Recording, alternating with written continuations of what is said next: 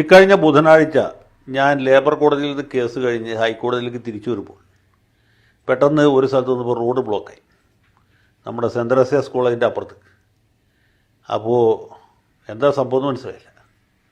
വാഹനങ്ങളൊക്കെ മന്ദഗതിയിലായി, ഇതിൻ്റെ സ്പീഡ് കുറഞ്ഞു, മുമ്പിലും പുറകിലൊക്കെ നിരവധി വാഹനങ്ങളായി, ആകെ പുലിവാലായി.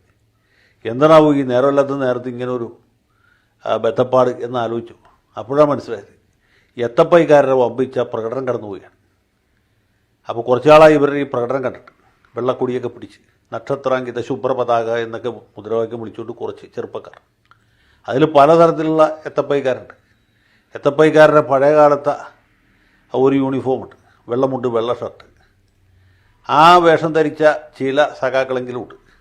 അവർ വല്ല നാട്ടിൻപുറത്തു നിന്നും വന്നായിരിക്കും എന്നെനിക്ക് തോന്നുന്നു.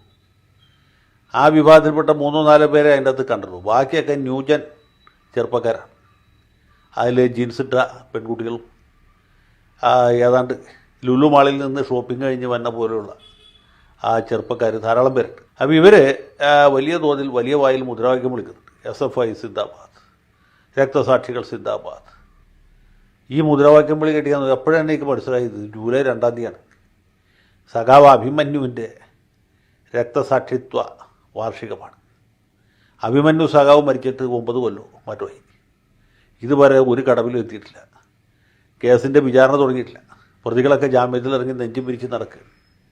വർഗീയത തുലയട്ടെ തുലയട്ടെ എന്ന് മുദ്രാവാക്യം വിളിക്കട്ടെ. വർഗീയത 7-9 കൊല്ലമായിട്ടും തുലഞ്ഞു കഴിഞ്ഞില്ലേ എന്ന് ഞാൻ അത്ഭുതപ്പെട്ടു. അന്ന് മുതൽക്ക് വിളിക്കുന്നതാണ് തുലയട്ടെ തുലയട്ടെ. ഇത്ര നാളായിട്ട് തുലഞ്ഞില്ലേ?